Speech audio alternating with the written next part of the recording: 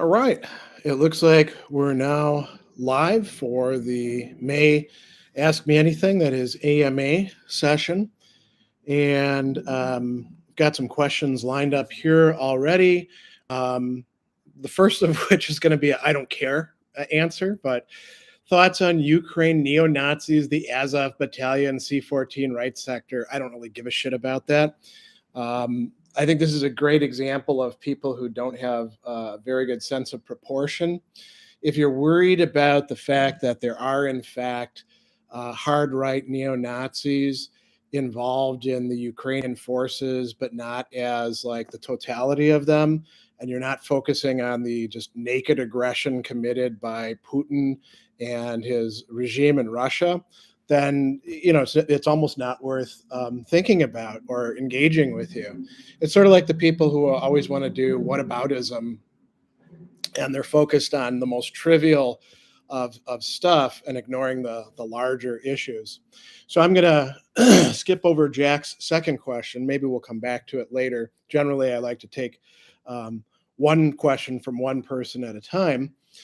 Chris, your thoughts on the recent Supreme Court drama seasoned with your philosophical perspective? Well, so I do have a lot of thoughts on the recent Supreme Court drama, which is that it's not recent Supreme Court drama. It's one part of a much bigger picture. The Supreme Court has essentially been corrupted as a political institution, I would say, from the Obama administration, when the Republicans refused to give hearings and started packing the court themselves under the Trump administration. And we've got some pretty unqualified people that snuck in, who are, espousing some very extreme views. And this has been part of a strategy on the part of Republicans. I won't say conservatives, because Republicans aren't really conservatives anymore in the traditional sense in American politics. They're more radicals. And I mean, I saw this sort of discourse happening way back in the 90s, when I would go to these Notre Dame Center for Ethics and Culture conferences, and they would be talking about the abortion issue and the need to infiltrate the Supreme Court and also the federal courts and all that sort of stuff. So the Republicans have been, for the last 20 odd years, pretty clear about what it is that they intend to do. And then they put up justices who lied, who perjured themselves on the stand in order to get the rather foolish Democrats to go along with them and allow them in. And I think, the fact that Roe versus Wade, it looks like it's going to be overturned along with Casey versus Pennsylvania, and that there's other important rights-based cases that have to do with the right to privacy that look like they're going to get overturned by this court. I think it's going to be pretty major. It's going to lead to some really significant activism. The question is whether the country as a whole and as particular states has lurched so far into the hands of Republican minority rule that maybe some of it's going to be ineffective. But we'll see what ends up happening with that. Zeno, I was wondering what your thoughts are on Schopenhauer's The World is Will and Representation. I picked up a copy and I'm excited to read it. It's a great book. It's certainly well worth reading. Schopenhauer is a very interesting thinker. He's at his best when he's doing his own sort of productive work. He's at his worst when he's talking polemically about other figures. So pretty much everything he has to say about Hegel, you should take as Schopenhauer being a jealous old grump who can't hold himself back from disparaging people. And this appears to be been part of his character. His letter from his mother, who's criticizing him basically for being a pretentious asshole, shows this to be, not just a matter of him versus Hegel, but something that kind of characterized his thinking. But he's very thoughtful, and his, what he's doing there, engaging Kant, also thinking in terms of other thinkers as well, particularly Plato, is well worth reading through. It's one of those books that, you could say like Descartes' Meditations, or everybody loves Kant's first critique, but actually the second critique is much more interesting, and the third critique is too. or Hobbes's Leviathan, or several different books by Aristotle, including the Nicomachean Ethics. They're sort of like must reads along the way, I would say. Not because if you haven't read it, you're totally lacking something, but why would you deprive yourself of the opportunity to read somebody cool like that? Mark says, hey, everybody, hope you're doing well this weekend. I hope you're doing well too, Mark, down in South Africa. And let's take the next one. Here's a good one. Rob says, do you think eclecticism necessitates synthesis? Eclecticism doesn't necessitate anything. I mean, that's part of the freedom of being an eclectic. There's multiple ways of being an eclectic. I resonate with the philosophical eclecticism you've previously described. Do eclectics need to bring together these different views? I mean, you can. It's another live possibility, albeit one that condemns you to superficiality and sort of consumerism on a philosophical scale, but it's certainly a viable option, is to just be what I call a smorgasbord eclectic. And a smorgasbord is a buffet. That's a Scandinavian term that made its way into culture here in the Midwest, and probably Swedish, I'm guessing. And some people are eclectics. They just like pick a little bit of this and a little bit of this and a little bit of this. I would say, by the way, all those people doing their quote sites, even if they claim that they're like Epicureans or Stoics or something like that, if they're not actually reading the texts, they don't know whether the quotes are real quotes, and they're eclectics without even realizing it, and basically just superficial smorgasbord eclectics. If, like Camus says in The Myth of Sisyphus, you think that consistency with yourself is of value, well, then you're probably going to be driven towards something like what Rob here is calling synthesis, the need to take different points of view and try to harmonize them or bring them together while recognizing where there are significant differences that you can't evade. But I don't think that there is a absolute necessity to that. I mean, it's kind of up to you as the thinker. It's your brain. It's kind of up to you what you want to do. All right, let's take a look at the next one. Ridicule, do you think Chomsky's libertarian socialism is consistent with many Enlightenment principles, as he claims? Has the development of capitalism gradually perverted classic liberal ideas? So two different questions there. One is, I don't know. I mean, I don't pay much attention to Chomsky's stuff these days myself, so I'm not really a great person to qualify it or to answer that in any competent way. I will say this, though. That's the second question is a really good one. Has the development of capitalism gradually perverted classic liberal ideas? So classical liberal ideals were never that great to begin with, right? So we're talking about, like Locke and people along those lines. And, they were always kind of ideology playing itself out as if it's completely neutral anyway. I mean, there's plenty of critiques out there about this. And, somebody like John Stuart Mill was able to recognize that some of these things needed to be like rethought in the new times that we're in.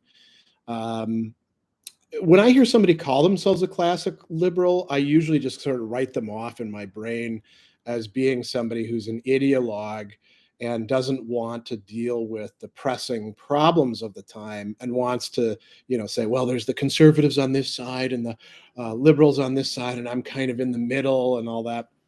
And it's in part because the traditional classical liberal stuff, yeah, it's not just that it hasn't like adjusted to the way that capitalism itself has changed. Capitalism isn't just one thing. Capitalism is a whole sequence of different things that are connected to each other in interesting ways. So, yeah, I mean, I would say that it's certainly something I teach and talk about in classes, but I don't really take that seriously when I see people espousing it. Jack has a thing.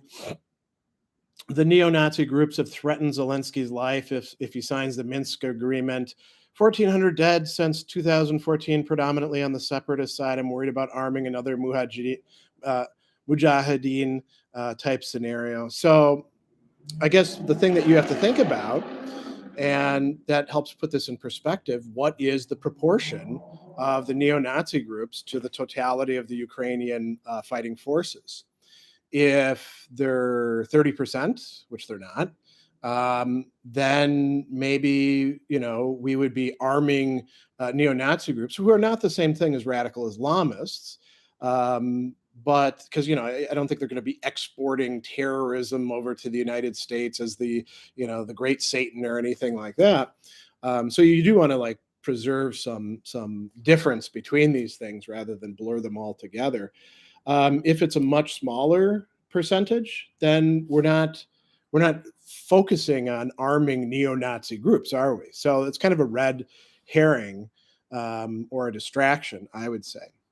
Coming back, so Mark says, been thinking about discipline lately and was wondering if it should be thought of as a character virtue or something which is a prelude to virtue. How would it relate to something like enkrateia? So enkrateia is a word that means endurance, but it also means self-mastery, being in control of yourself.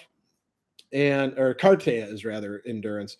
And so it depends on whose virtue ethics we're looking at, right? So if we're looking at Aristotle, where I'm thinking Mark is probably coming from, then there's a distinction between self-control and krateia and actually having virtue. And it is a prelude to virtue for Aristotle. First, you're encratic, you're in control of yourself, you do the right thing, even though you don't necessarily want to do it.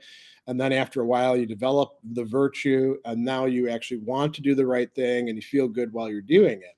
So if you look at it that way, then yeah, it is kind of a precursor to virtue.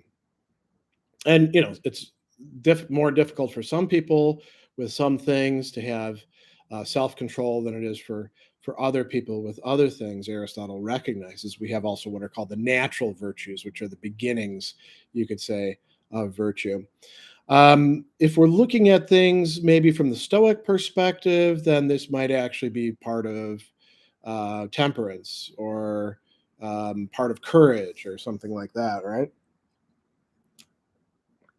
So Joseph says that he bungled his question, ontotheology stuff, what in Heidegger do you disagree with? And then he says, you mentioned Jean-Luc's Marion project is not something you are into that much, and I was wondering about it. So I think a lot of this talk about ontotheology, I don't really buy into it that much. I think it was kind of a dead end.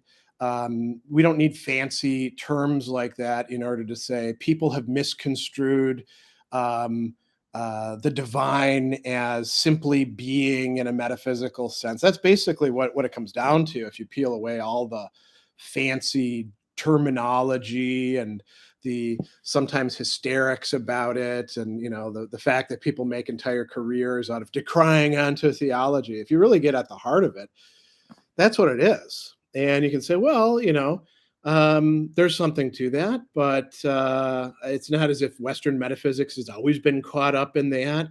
You can point to plenty of non-ontotheological thinkers that way. And you can also question, well, was Heidegger right about that in the first place?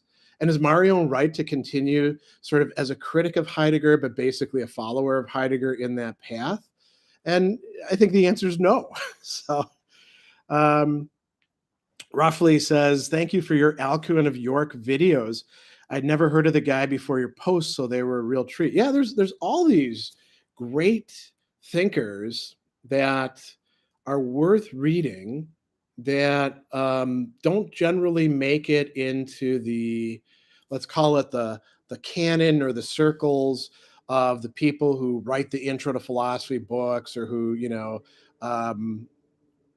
do the popular philosophy online, in part because those people didn't have a good enough education. Even if they went to Oxford or Harvard or places like that, you can still get a shitty education at those places. As a matter of fact, it's almost easier to, because you're convinced that what your professors are doing is like the real stuff, and whatever anybody else is doing isn't really that important. And so unless you're like a medievalist, you're probably not going to run across Alcuin, but he's an interesting thinker from the Carolinginian Renaissance, and he has a lot of cool stuff to say in his works. And there's lots and lots and lots of thinkers like that throughout the history of philosophy. There's kind of a vicious circle where if the people aren't mentioning them because they haven't read them and don't know about them, then you don't know that they're actually interesting and important. So you don't spend the time to read them, and then you become the next generation of people who haven't read them. Right? That's kind of a big problem. The guy I did my dissertation on, Maurice Blondel, great example. If you say Blondel to begin with, Nietzsche scholars will think that you're talking about Eric Blondel, and then everyone else will be like, "Who's that? Do you mean Bergson?" And then you say, "No, Blondel was doing what Bergson was doing about 5 to 10 years earlier, but he is in that generation."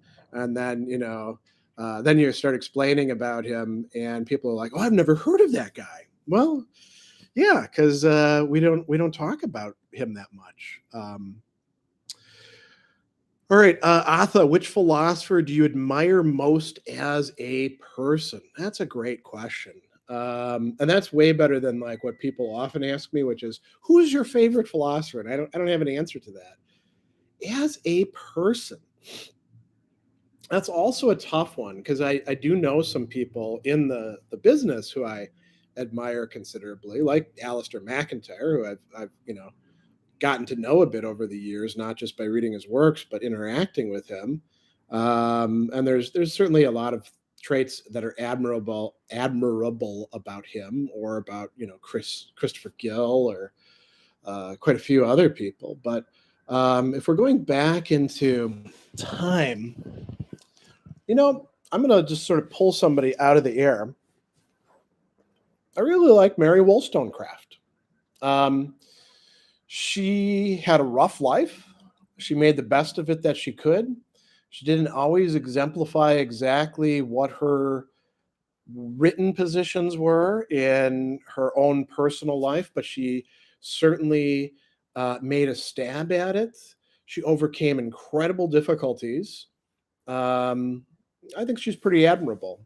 It's unfortunate she died so young, and that her husband, William Godwin, messed up her reputation with his imprudent tell-all biography of her. So,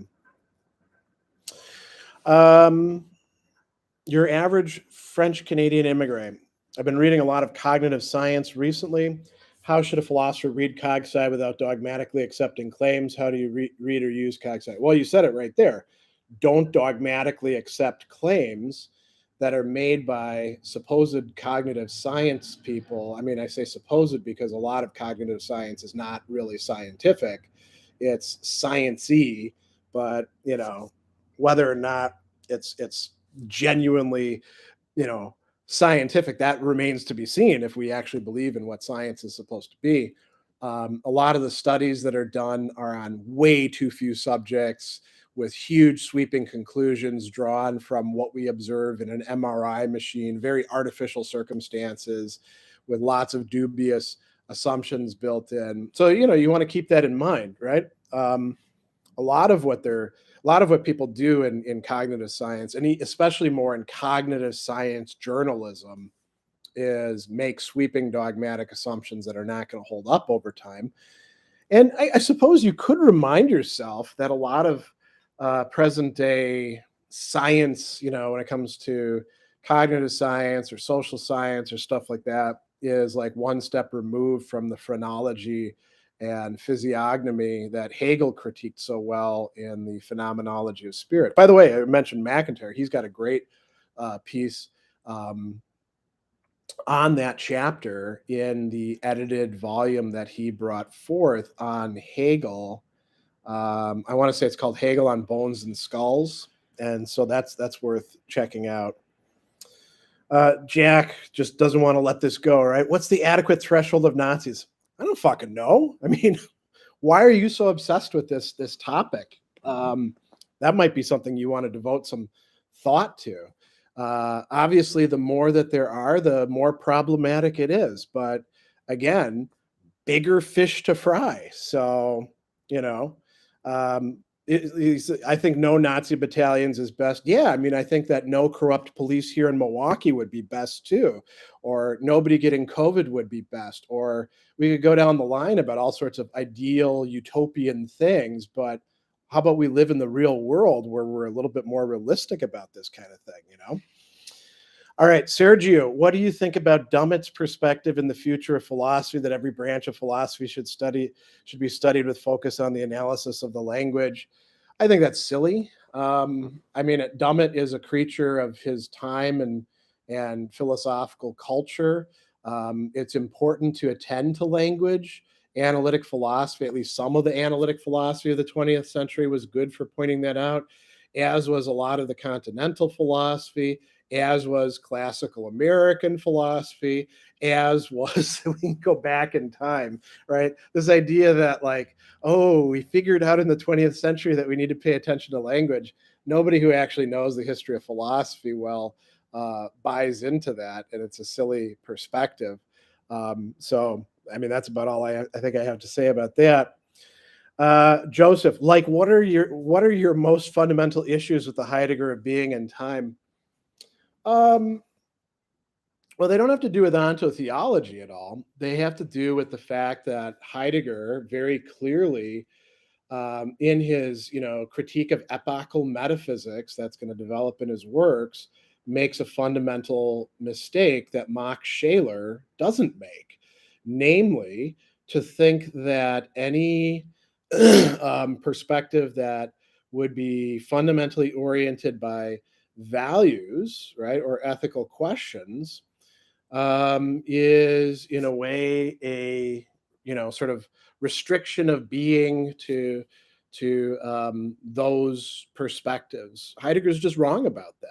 I mean, I also think he's wrong too to consider that anxiety is the fundamental disclosive mood. Adrian Pepperzak, from Dutch phenomenologist who's done a lot of work on Levinas and Hegel over the years, and who's a professor emeritus from Loyola down in Chicago, pointed this out in the 90s in some essays that you can find in his books from then. I think he's right about that. I don't think that anxiety is the mood per se for disclosure. I don't want to say that every single mood is. And there's other places where you might quibble with Heidegger about that, but those are some of the big ones for me. Elijah, how can one integrate Lacan and Blondel's insights into finding fulfillment, secure relationships, and a secure sense of self? How can Blondel's logic and ontology inform Lacanian psychoanalysis? I don't think that it has to, and I'm not sure that they're sharing enough assumptions in common for that to be a viable project. I don't know why you'd necessarily want to do that. So, I mean, I think it's better to do things like say, how can we draw this idea from this thinker into this, right? But I mean, Lacan is his own kind of thing, his own project over here, and Blondel's doing a different project over here where there's going to be some overlap, but you're not going to like synthesize them into one coherent perspective, I would say.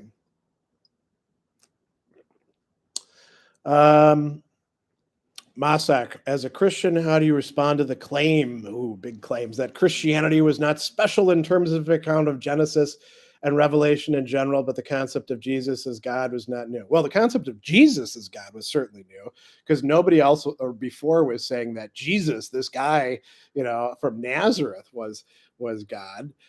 You're probably talking about the mythicist people who are, like, well, there was also like resurrection with Dionysus, and Hercules got brought up to heaven and stuff like that. Yeah, sure.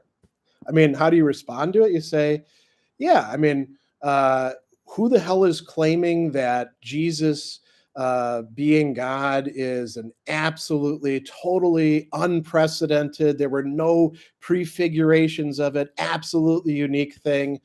And your answer will be kooks.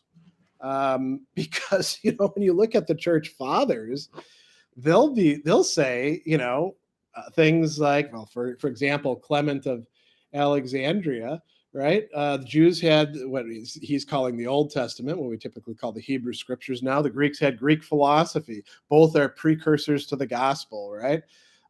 You have all sorts of other polemics along the line, but even when they're engaging in these polemics and saying this is different, they're also saying this is different than what we acknowledge to be cases like Hercules being deified, or other things like that. So I would say, avoid the kooky people who are obsessed with those sorts of claims. Myself. Ben says, been reading Carol Adams' The Sexual Politics of Meat. That sounds like an interesting one. I'm not vegan, but her thesis is compelling. I don't know what her thesis is because I haven't read the book. Also, just got done reading a bunch of Plato onto Aristotle. I'm starting with politics. So that's good, All right, Nate, have you read Nussbaum's work on anger? If so, do you have any thoughts? Yeah, I read it when it came out. I've got it on my shelves. I've been meaning to review it. I think Nussbaum, as usual, gets some things right and some things wrong. And, she's certainly somebody who has had many, many opportunities to get to study the texts, and often, contributes useful perspectives. But I think she also sometimes gets them wrong. So I'm not a big fan of Nussbaum, frankly. MC, what do you think of the early German romantics like Schlegel? I'm planning on focusing my philosophy research on those thinkers. I think those are people that I haven't read much, and what I did read was a long time ago, so I don't really have an opinion on them. Adwin, what's my favorite kind of pizza? Well, I like a lot of different kinds. I like this version. I'll say my favorite pizza place here in Milwaukee is Ian's Pizza, which has really, really good pizzas, very thin crust, that sort of thing Milwaukee typically is known for. And I like two kinds in particular. I really like the one that's got ham and pineapple and jalapenos on it. That's pretty good. But I also like, a good sausage and onion and green peppers and black olives pizza as well. But I'm not a particularly picky guy. I'll eat pretty much anything that's put in front of me. Zeno, is there a self? Yeah, I think there's a self. I think that you have a self and I've got a self, and human beings have selves. I know that there are different philosophical perspectives that say that there isn't a self. Very often you have to ask, well, what do you mean by a self? It's sort of like debating about free will before you actually clarify what people mean by it. Oftentimes you find out that person A is saying X is not the case, and what you're saying is, well, Y actually is the case, and they're not exactly the same thing. Writerly urge, do you think form and content are distinct, or are they bound up with each other? Form and content are relative terms, right? I don't see how you're going to have a form without content, or content that doesn't have some sort of form. But what counts as form and content varies considerably from instance to instance. And sometimes form and content are not the most useful terms. I mean, should we talk about form and content with the taste of the coffee that I've got right here? I don't know how that's particularly helpful. God says, do you find a response to Hume's skepticism, i.e. Kant's, sufficient? I think Hume's skepticism is incoherent, so I don't think you even need to go to Kant. I mean, there's so many places where Hume is a great rhetorician, but when you start pulling away and you start, applying Hume to himself, you're like, this doesn't hold up. So I don't know that you have to have a Kantian response. Is Kant's response to Hume sufficient? I mean, it's sufficient if you want to turn the entire universe into stuff that we, is partly out there, and partly it's our projection onto it. I don't know that we necessarily benefit from going that way with it. That's a lot of baby with the bathwater throwing out, isn't it? Useless projects. I'm sorry if someone already asked you this question before. Well, not at least in this particular session, but people are always asking me about it. Have you read any of Slavoj Žižek's books, and what are your thoughts on his work? I've read Slavoj Žižek. I mean, I first encountered him back in graduate school, and my wife has studied at European graduate school where he teaches. I think that Žižek is okay. I don't think that 100 years from now he's going to be somebody that we're reading and like, oh yeah, a really major figure. But I could be wrong about that. I find that he's a little bit too free associationist and bring everything in and connect everything together in a way that's typical of continental theorists, that I don't find particularly congenial. Sometimes he has interesting things to say that are worth considering. Sometimes he seems to be just riffing and bullshitting, and you have to devote a good bit of time to figuring out which is which. I would say. I certainly don't think he deserves the aura that people surround him with. Gabriel, how can we deal with the flaws of representative democracy? That's such a big picture question that there isn't really an easy answer to it, right? It kind of depends on which representative democracy we're talking about. Like, are we talking about it in America or in Sweden or in Iraq? We have different problems that are in front of us. Here in America, we're pretty screwed because we have this antiquated system that has proven itself to be very vulnerable for the last, at least 100 years to corruption by special interests, whether from right, left, or center. A lot of corporations are not right or left. They just give a shit about making money and doing what they're going to do. And so our system is pretty permeable to that. And it turns out that we have democratic norms that are not respected by one of the main parties, which has been veering towards fascism, basically since the Tea Party days, I would say. But more and more, under the Trump transformation. And we don't seem to be able to do an awful lot about it. I don't know that American representative democracy is going to be something particularly lasting. And the problem is we've got this antiquated system that's dependent on, an old written constitution that wasn't particularly well put together and has been, progressively by a court that appropriated the power to review and explain it to itself, progressively reinterpreted and re-expanded and stuff like that in very Baroque ways.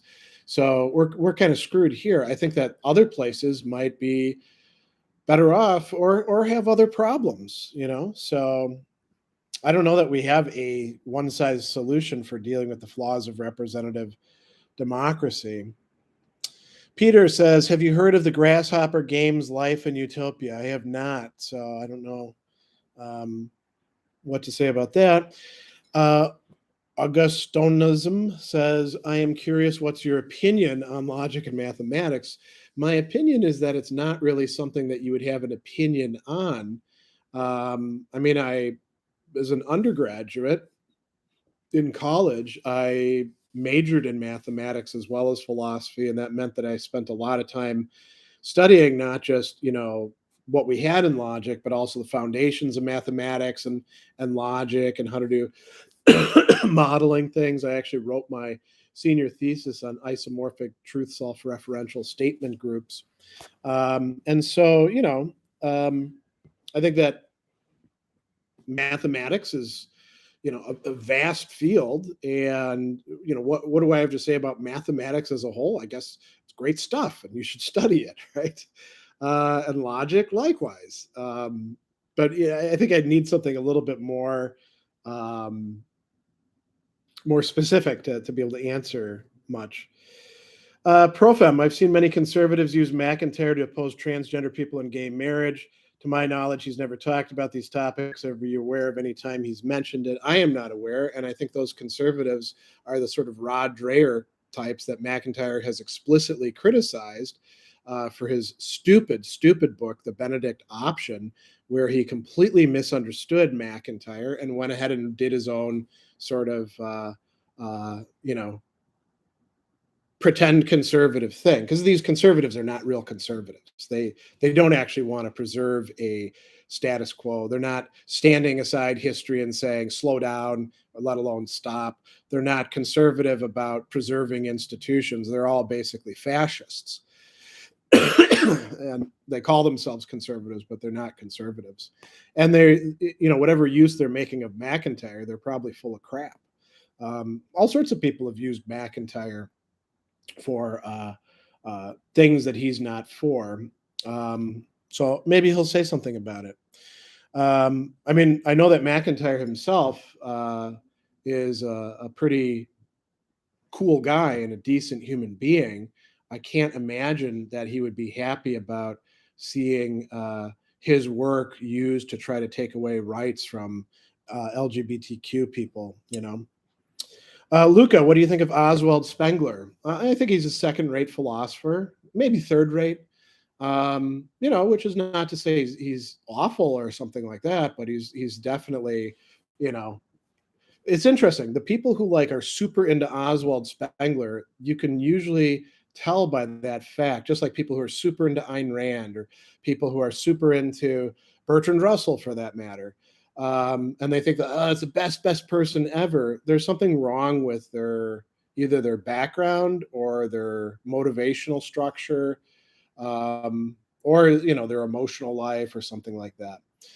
Spengler's probably always going to be popular because he's got a shtick that people really get into. Just like people are always going to be reading that stupid Edward Gibbon's, the decline and fall of the Roman Empire, even though it's garbage, and historians for generations have been saying, don't buy this crap. People are going to be buying into it, Cork Mars, why do you think Leo Strauss influenced the neocons in such a bizarre way? Because neocons are a bunch of people who love the sort of thing that Strauss was pandering, the esoteric stuff, Strauss is a good example of another second or third rate philosopher that, when that somebody's a Straussian, you can be like, well, they're probably not going to be that worth spending time with and talking about stuff. I've used Strauss in some of the things that I've written because he occasionally gets things right, or has something interesting to say as a foil. But yeah, neocons like easy stuff. And so they got into Strauss, All right, Benayuk, thanks for the great videos. I'm curious if you have any favorite non-cosmic horror novel. Yeah. Philip K. Dick's Scanner Darkly. Dick is one of my favorite authors, and used to be that Man in the High Castle was my favorite Dick novel, but now I would say it's Scanner Darkly. So that could be up there. It's not cosmic horror. There are some what we might call horror elements to it. The horror of drug abuse, and pushing and stuff like that, but it's more, I'd say sci-fi and sociological than anything else. So Rob Wickline, do you know anything of object-oriented ontology? Yeah, I know something of it. I'm not very interested in it. I think it's a project that is going to be relegated to the footnotes of history of ideas by the time that we're all dead and gone. I've actually met and interacted with Graham Harman. I just don't find what they're doing all that revolutionary or interesting. But maybe if I spent more time on it, I would. I don't know. Eastermeth, do you have any plans on doing videos of critique of pure reason in the near future? I don't, unless somebody wants to commission them. And, that would be a pretty significant project. Commission means pay me for the time required to do the work and there's a lot of people who ask for things, but very few people who actually want to put their money where their mouth is. I have actually had some people like commission stuff on Nietzsche or Heidegger in the past, shorter works, like Truth and Lies in an Extra Moral Sense, or Heidegger's lecture on Plato's Allegory of the Cave. But yeah, unless somebody wants to commission that, I've got other stuff to do. I mean, if I was going to do something deliberately on a Kantian critique, why would it be the critique of pure reason when the critique of practical reason is so much more interesting, I would say. I'm not sure why people take the critique of pure reason. It's one of these books with an aura, or like Spinoza's Ethics or Hegel's Phenomenology, or, more recently, Nick Land's Fang Noumena, where people are like, oh, this is such an important work. It's actually not that important. When you look at things in the grand sweep of the history of ideas, I mean, it's a cool book, but it's not as important as people make it out to be. And I think a lot of the people who talk about it just haven't read it, and worked their way through it. So yeah, I mean, that's basically what I have to say about it. I do want to eventually, maybe this summer, maybe this fall, do some videos on the Prolegomena, much shorter work that Kant, wrote as the read this first book for the critique. But that depends on me getting other projects done. So, all right. Zeno says, do you get intimidated when reading complex works? I saw a video of you and Cliff from Better Than Food. Are you still in contact? I'm not. No, we haven't remained in contact. I'm not sure what he's up to these days. He was. I mean, for a while he was talking about producing a movie version of Bataille's Story of the Eye, and I thought, oh, that's really cool. But I don't think he's gotten around to that, and I don't know what he's doing these days, which is kind of unfortunate. But we're probably both busy people.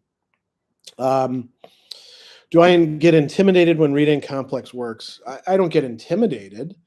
I mean, I've been studying philosophy, which includes some complex works,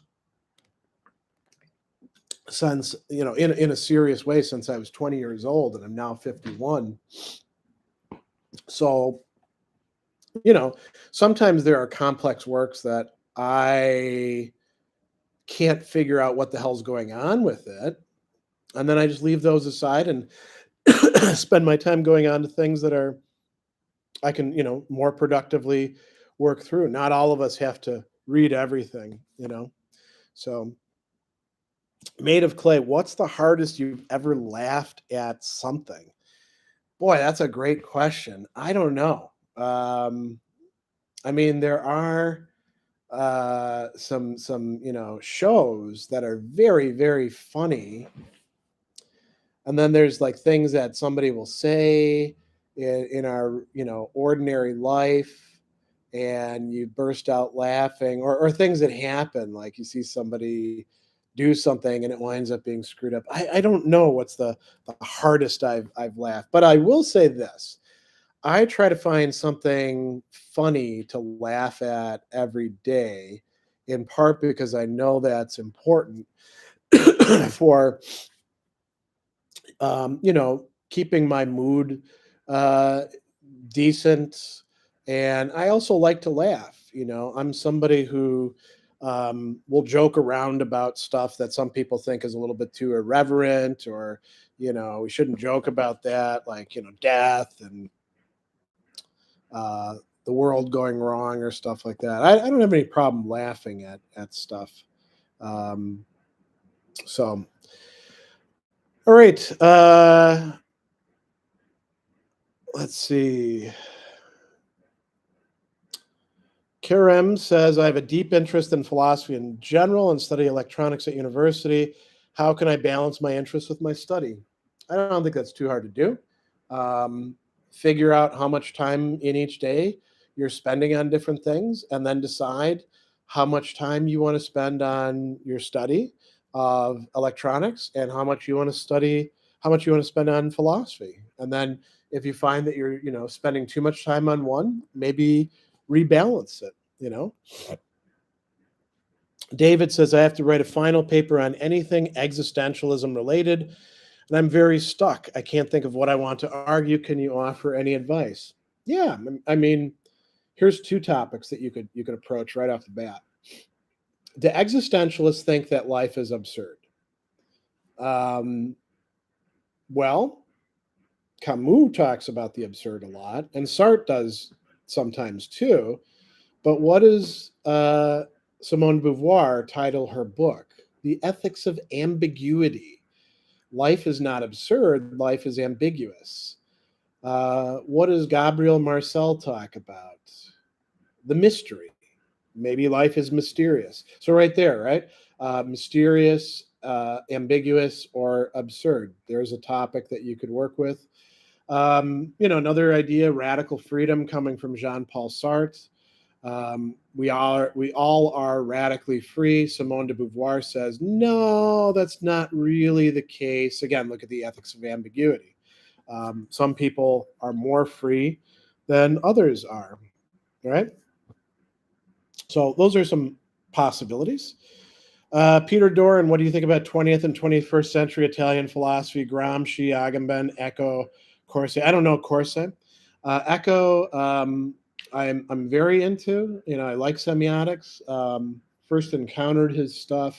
First encountered him actually with the book Foucault's Pendulum, and then I got into reading his stuff. We actually, in graduate school, we went over to the speech communication department where Richard Lanigan, the former president of the American Semiotics Association, taught classes on Eco and on other thinkers as well.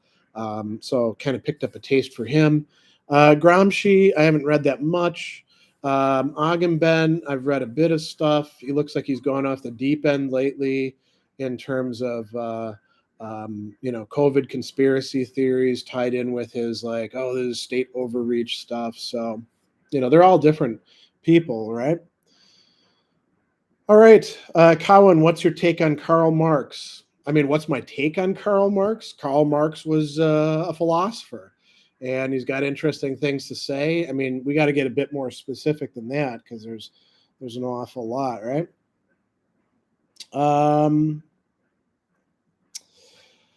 Azazel, thoughts on Star Trek: The New Generation? Okay, so that's interesting. I like it. When it first came out, I did not like it because I am what you could call, when it comes to like innovation or adding new things.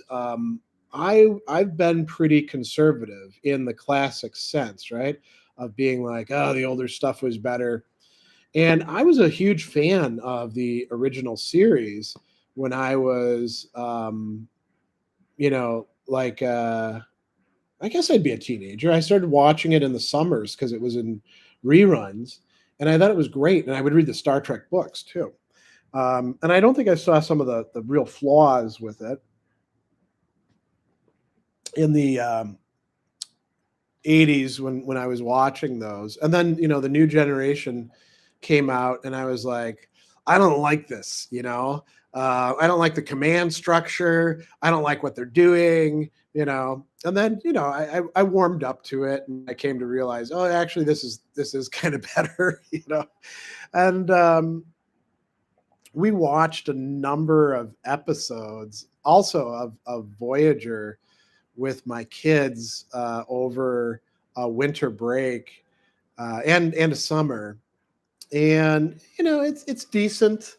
Sometimes you look at it and you're like, this isn't very good. They wrap things up a little bit too easily, but you can say that about so many space shows, right? So, all right. Luke says, found your series on Kierkegaard's Philosophical Fragments, 2 videos in, and absolutely fascinated. Thanks. Oh, you're very welcome. So there's a funny story with that. I originally thought it would take me like 3 hour-long videos to do Kierkegaard's Philosophical Fragments. And so I got into it and I started filming. And then I came to realize, no, I've got to devote a lot more time to this than I have so far. And I got much more granular, and it wound up being 7 hours worth of footage of philosophical fragments. And there's still some topics that I didn't get to either adequately or at all in that that work. So, yeah. All right. Just skipped a little bit. I'm gonna have to scroll back up. Dylan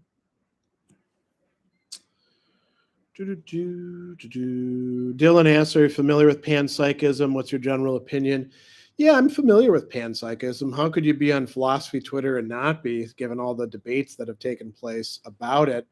Panpsychism holds essentially that everything has some sort of, I mean, it's sort of like, in a way, it's what we used to call animism when we would talk about, religious ideas, and we usually locate animism at the bottom of a thing. Panpsychism is supposed to be a more sophisticated version where everything has some kind of consciousness or awareness or something like that. I mean, I find it very implausible, so I don't spend much time on it. All right. Blue Glass, thoughts on the problem of evil. Very much like the problem of free will, or the problem of this, or the problem of that. You got to define what you mean by it, because people have meant a bunch of different things. If you're talking about the traditional, why is there evil if there is an omnipotent, omniscient, all-good God? I would say it's a poorly framed problem that when we look at a concrete world and people's actual views about God, it usually winds up either deepening in a proper way, like in Dostoevsky, for example, or it winds up being very trivialized. So, all right.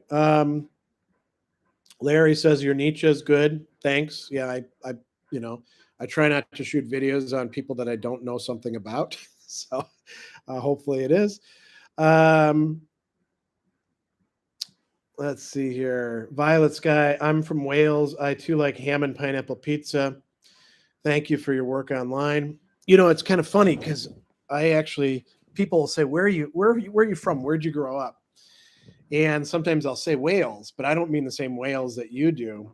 I grew up west of here, about 30 miles on the border of the village of Wales, which was settled by Welsh people here in Wisconsin. There were a lot of Welsh miners, and there's street signs that have the Welsh dragon on them, and some of them have Welsh names.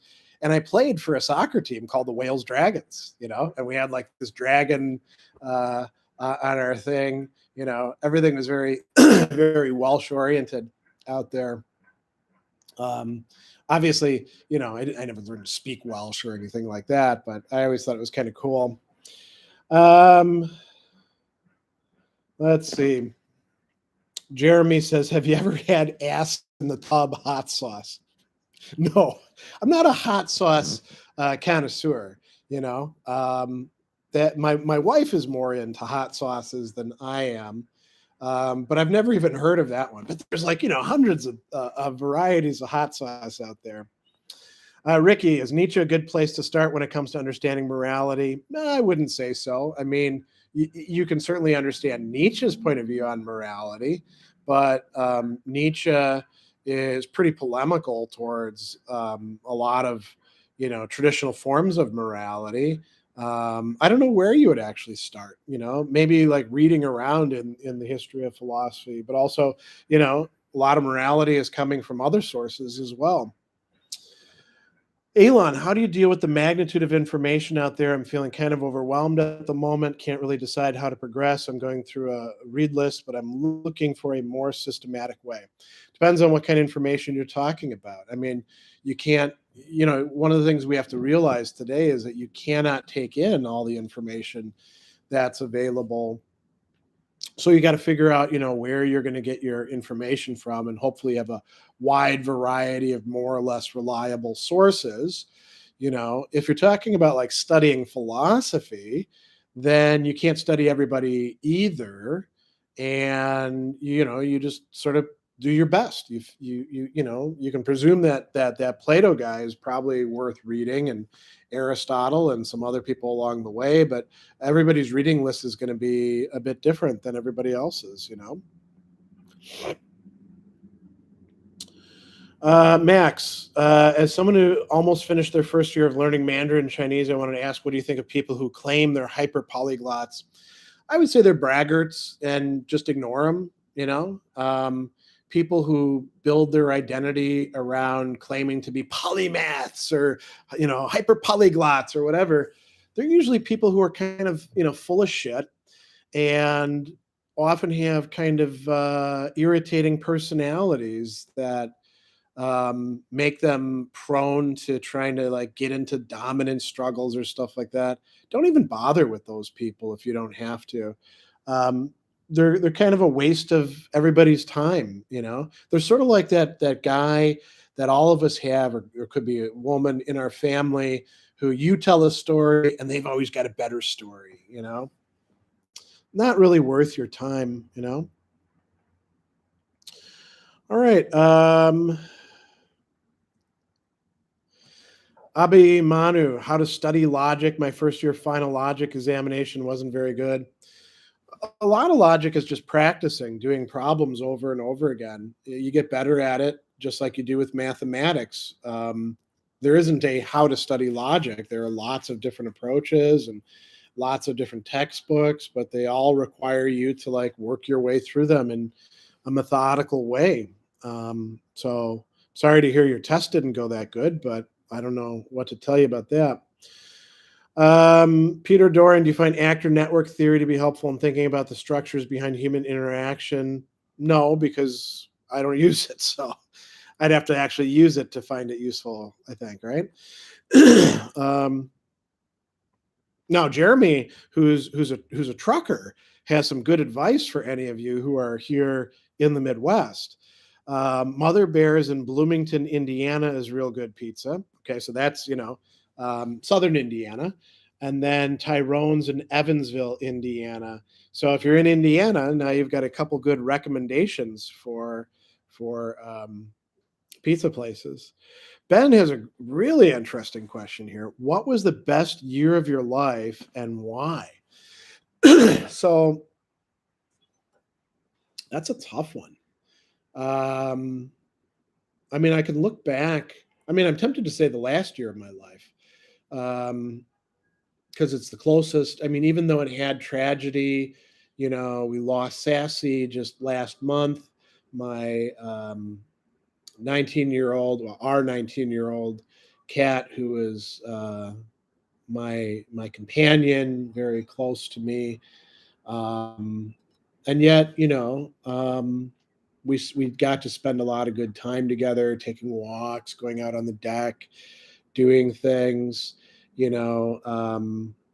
don't know that like career wise, one year was in retrospect better than another. I could like look back and say, well, 2008 because I gave the St. Anselm lecture, which was a great honor.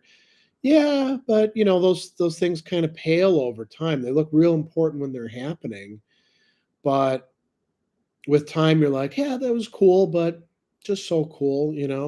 My wife and I married over 10 years ago, but the last 2 years our marriage has been stronger and better than it was when we first got married. And that's hopefully the way it is for most people, right? My daughter's been up here. My oldest daughter's been up here at college at UW Milwaukee, so I've gotten to see her a lot more recently. It's kind of hard to say, right? So maybe the last year was the best year. In the last year, I've gotten myself into better shape, other than finally catching COVID. I lost 40 pounds. Dropped a lot of fat, added a lot of muscle. So I don't know. These are tough things to think about, right?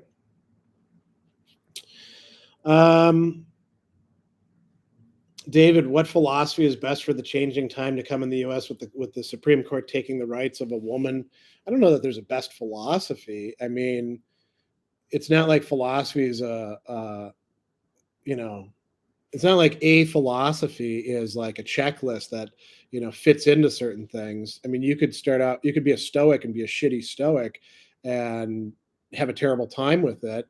Or you could be an Epicurean and really apply Epicurus's ideas well, even though they've got limitations, and come out better than the Stoic. It all depends on how well you're applying it, I suppose. I mean, there are some philosophies that are probably not going to be particularly helpful, but if we're talking about philosophies as ways of life, I would say the key is to do the things that they value, like thinking through things prudentially and rationally, right?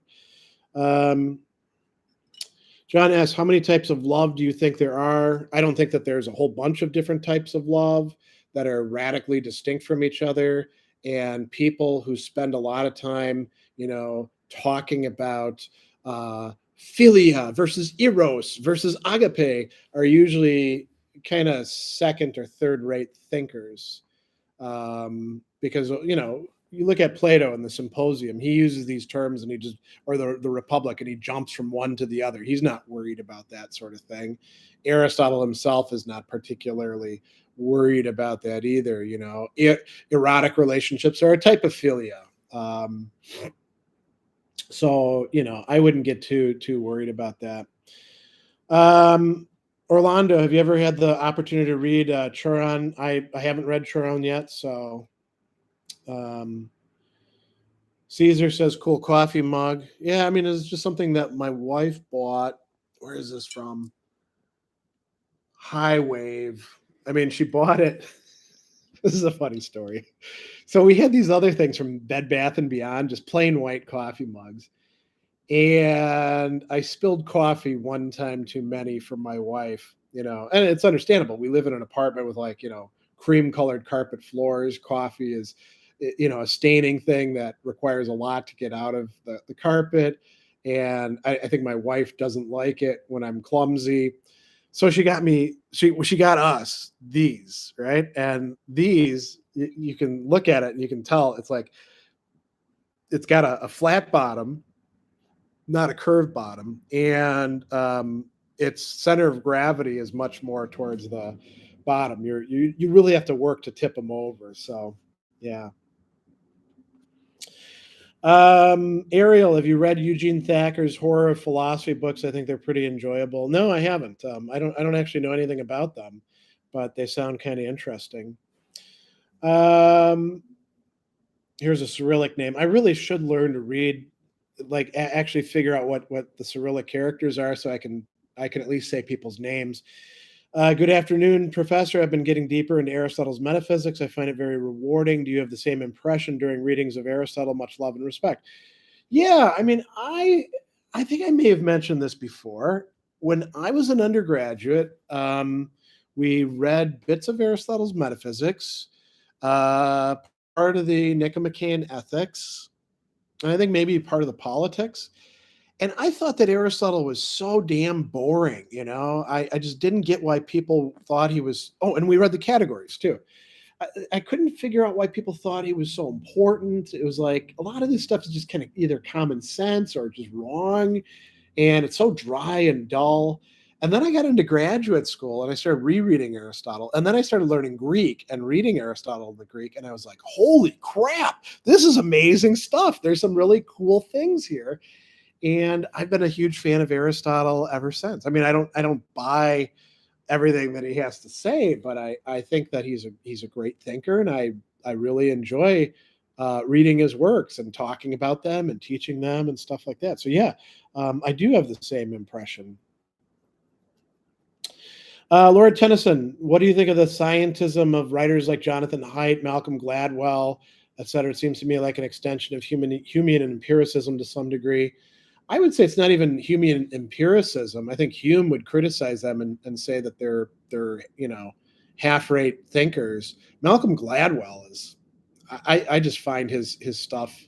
I would say almost frankly irritating. He's so swarmy, and Jonathan Haidt. I mean, people were recommending The Moral Mind, and I was like, Jesus Christ, this dualistic bullshit that he extrapolates from stuff, which actually didn't turn out to be right in many respects. I don't know why people buy into these essentially schematic. Well, I do know why people. There's a lot of people out there who like crappy, watered down, not quite philosophy. And the New York Times and other places are populated by people like that who then put them on the book review list and stuff like that. So, Jack has thoughts on drug legalization versus decriminalization versus criminalization. Well, I mean, criminalization is the status quo, isn't it?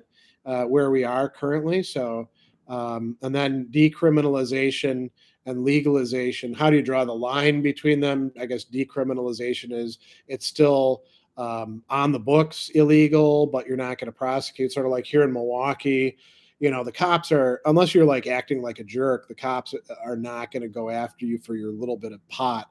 But if they find that you've got a good bit of pot, they might get you on intent to distribute. And even more so if you've got harder drugs. I mean, the war on drugs has clearly been not only a failure, but has had all sorts of spillover effects in destroying so many people's lives and allowing all sorts of other things like corruption and racism and exploitation to flourish. It's been devastating on our city of Milwaukee.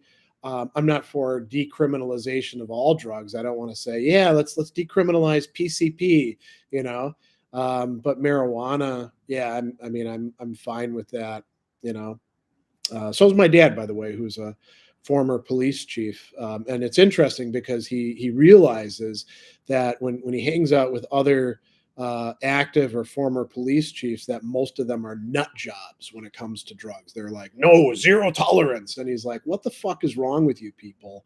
Can't you see the effects that this has had? This has been a failure. We need to change things, all right.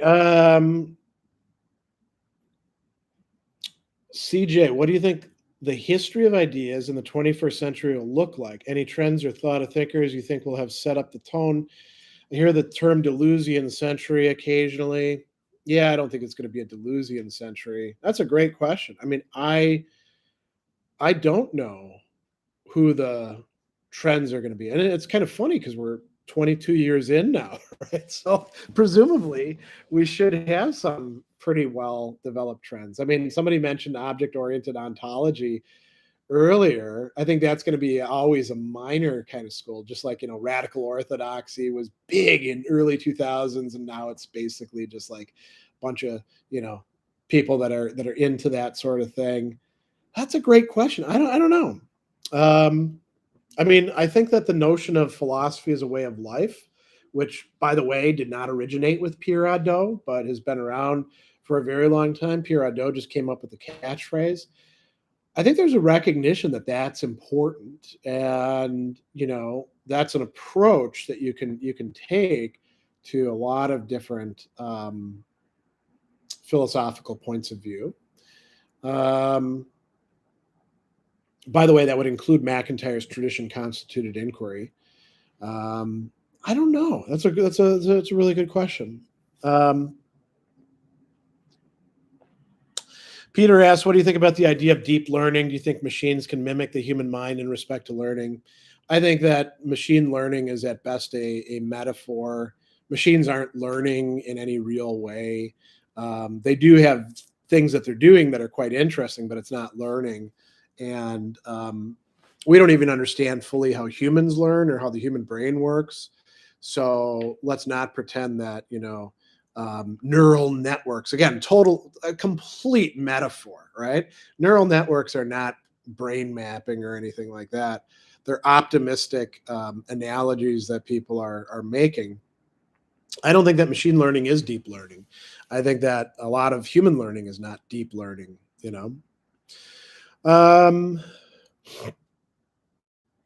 Rare Seldas, what do you think of Hegelian immanent critique and science of logic? That reflexive thinking seems very important from my reading of Science of Logic's intro and Winfield. I don't think that imminent critique is what's going on in the Science of Logic. It's more of a term that gets used by Frankfurt School thinkers, and it's one of those things that can mean basically whatever you want it to mean, right? I don't.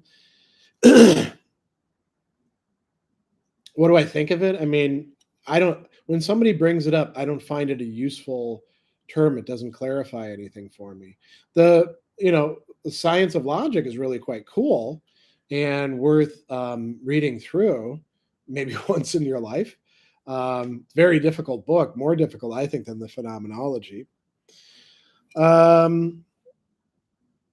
Z, how would you define Wittgenstein, or you name it, phase, and how and why did you come out of it? What is the argument that got you out of it? There isn't an argument that gets you out of a phase.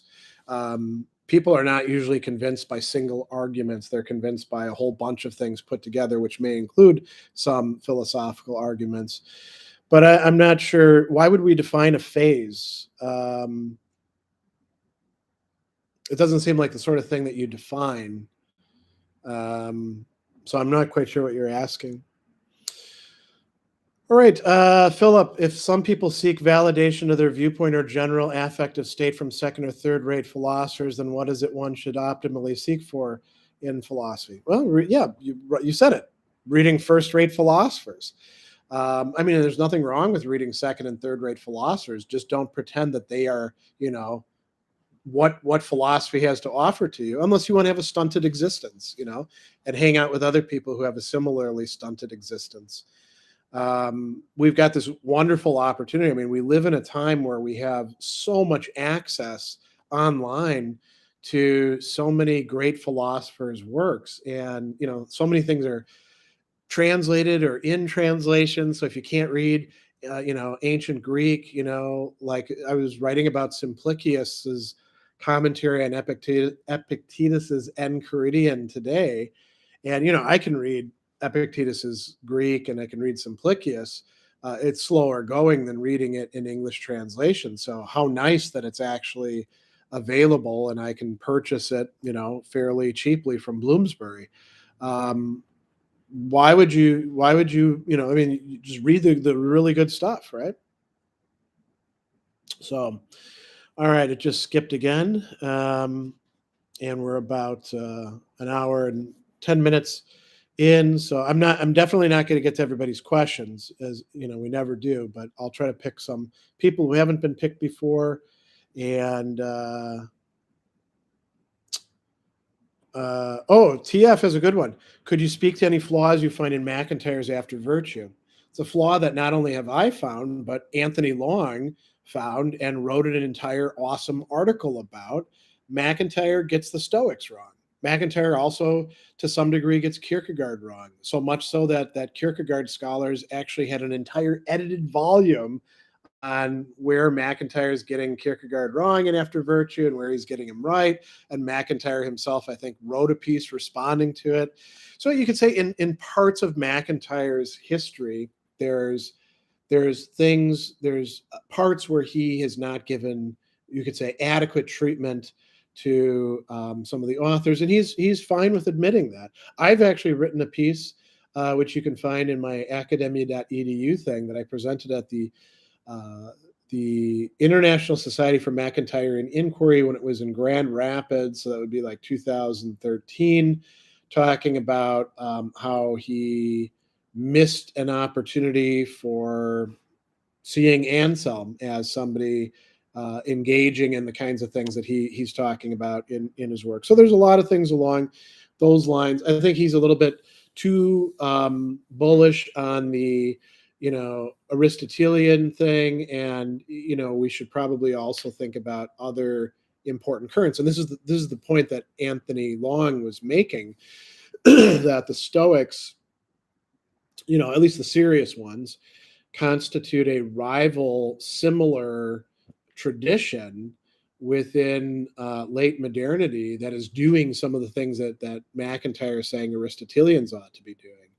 And I would argue that Platonists are as well, believe it or not. So, all right, Metrodorus, how do you feel about deism? I mean, it's interesting. I'm not a deist. I think if we're talking about like Thomas Paine style deism, it's interesting, but ultimately unsatisfactory. Um, Descartes was probably a deist. He claims to be a Catholic, but I don't think he really is. So it's a point of view that people have had. I don't find it particularly attractive. Um, Arthur Montana, are you familiar with moral realism? Is it an extreme form of moral relativism? Chrisanne Moore referenced it in her lecture on sophism. Moral realism is one of those terms that means different things to different people. So I don't know who Chrisanne Moore is, but it's moral realism is usually going to be opposed to any sort of relativism. It's the idea in general that some people explain it like, well, there's moral facts, or at least there's values out there somewhere in the universe, and we can, the mind can grasp them. Which, by the way, to mention deism of the Thomas Paine variety rests on that very basis. If you look at the Age of Reason, so there's different versions of it out there. Keaton says, getting into Kierkegaard and really feeling that dread and angst. Any advice? Yeah, Kierkegaard thinks that's great. If you're following along with him and he's making you feel dread or anxiety, which basically are the same thing, just different translations of the same term, you're on the right track. Now you need to figure out where you're going to go with that, right? Let's see. Mashy, thoughts on psychoanalysis and Freud. Okay, so that's a good one. I think that there's some things that Freud, I won't say he got like 100% right, but he's on the right track. William James, by the way, says that as well in his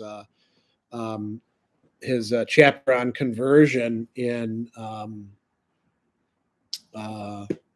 Varieties of Religious Experience, right? Along with a whole bunch of other psychologists of the time. He thinks that this notion of like the subconscious or unconscious, there's something to that. And I kind of think there's something there. I'm more a fan of Lacan's treatment of that than I am like a Jungian collective unconscious with archetypes and shadows and all that sort of shit. And it's important to keep in mind that Freud thought that psychotherapy was not something just to generate ideas and cool theories and stuff like that. It was to try to make people's lives less miserable.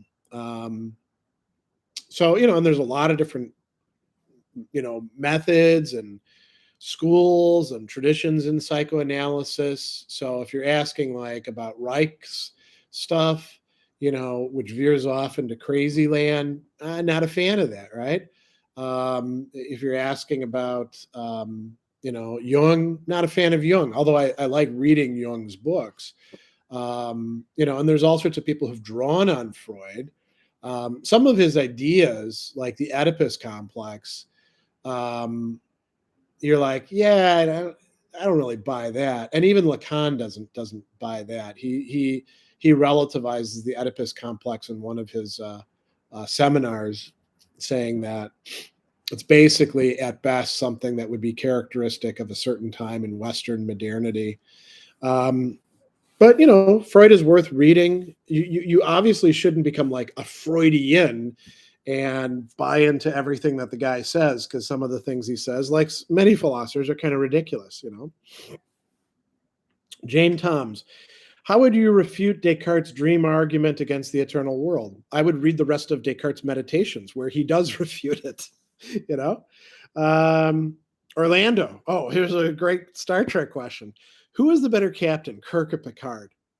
Most of the captains are better captains than Kirk.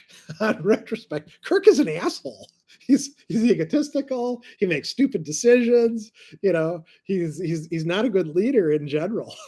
I mean, um, Picard, you can always find fault with anybody, right? But Picard is like way, way above Kirk in terms of being a better leader. I would actually say that Kirk um, has officers under him who are better leaders than Kirk himself. So, all right. MF, do you think going into creative writing, a certificate is a good way to get better at writing, or is it a waste of money? For context, I used to write a lot, but had to stop for 2 months bout of depression. It totally depends on the program and who's teaching it and stuff like that. There's no there's no simple answer to that. I would look, very closely at who are the people, who are the teachers or instructors or in faculty involved in the program, right? And then look for any sort of like critiques or testimonials that you can find from people who've gone through the program. And this holds, by the way, not just for writing, but really anything that you want to study.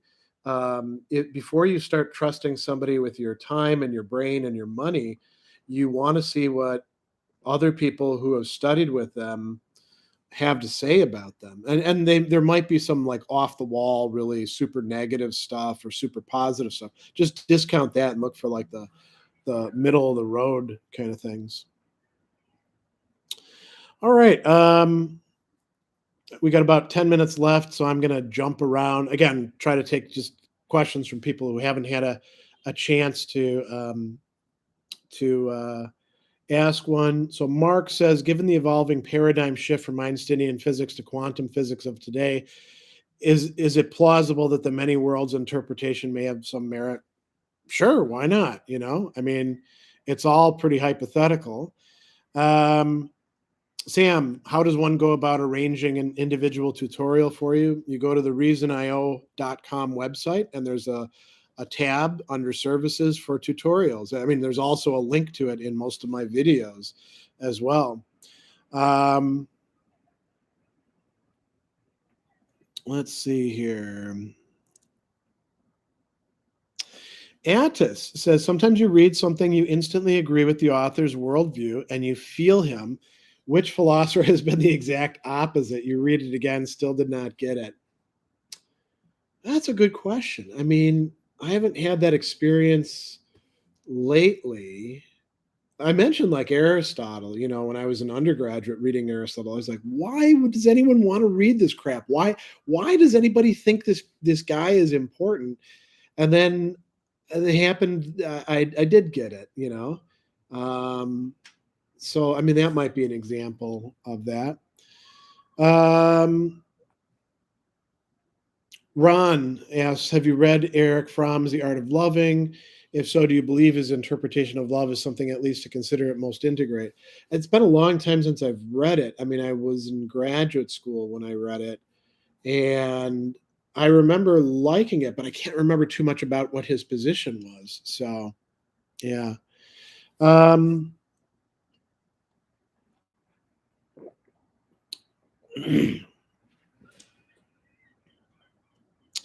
Bob asks a good question here. Do you think professors who try to strive for some extent for political neutrality in college classrooms are taking a valid approach?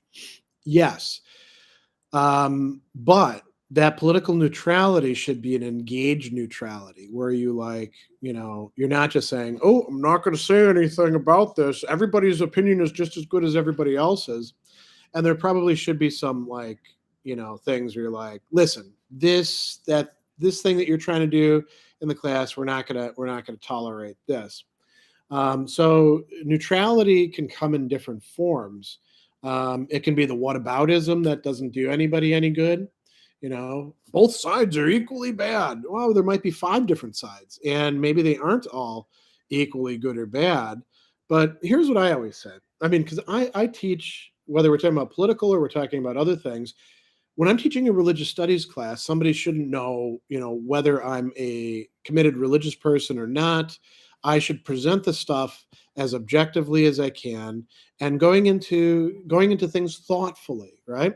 if I'm going to present a position, I should consider whether there's any counter positions to it that have merit, and look at things that way. And so I think professors can do that.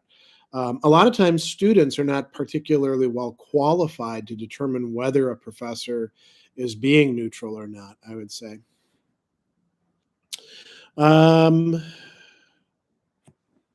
Io, Dr. Sadler, how would you summarize the philosophy behind the Prince of Nothing trilogy, and how does that apply, if it does, to the days we're living in? So this is the R. Scott Backer, his first 3 books in the Second Apocalypse series, which ends in a heartbreaking way, by the way, with book 7.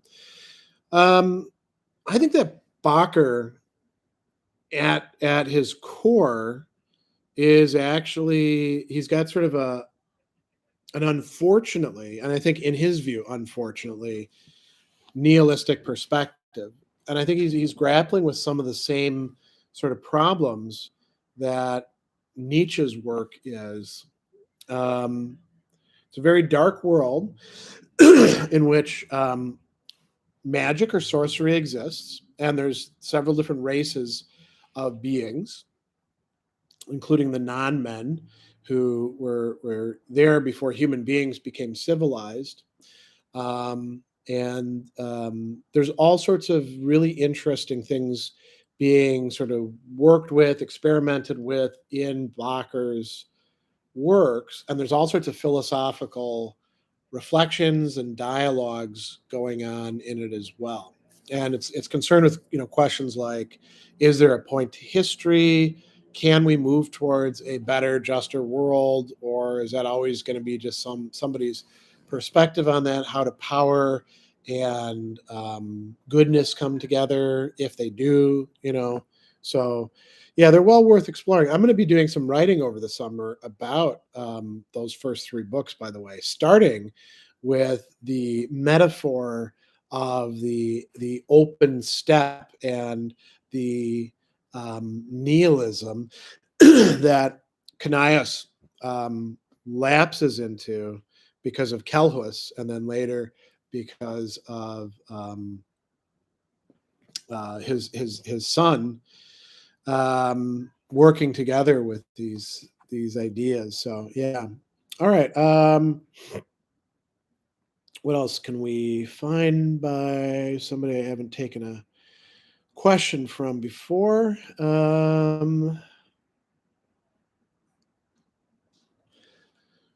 So let's see here. So Sam is like doing some side chatter about tutorial sessions. Do that in email. That's not something you do here in a philosophy chat, right? Let's see here. Ryan says, I was wondering what your opinion on Friedrich Jameson and his works is. Postmodernism is a really good book. That's well worth reading through. Jameson, he's doing sort of high theory stuff, right? So that's, he's worth reading. He's pretty demanding to read. So Spoonman, what do you think of Bataille? It seems like academia has dismissed him as a merely literary figure with little philosophical insight. I don't know that academia has done that. I think most academia doesn't pay any attention to Bataille, but most academia doesn't pay any attention to any particular figure except the ones that they're working on. Bataille is somebody who's, viewed as a thinker in continental philosophy. He's got a number of different works that people read. There's not a ton of Bataille scholars out there, but there's not a ton of Lyotard scholars out there. And, he's just not a super popular figure right now. He's certainly fun to read. I enjoy him, All right, who else haven't I taken?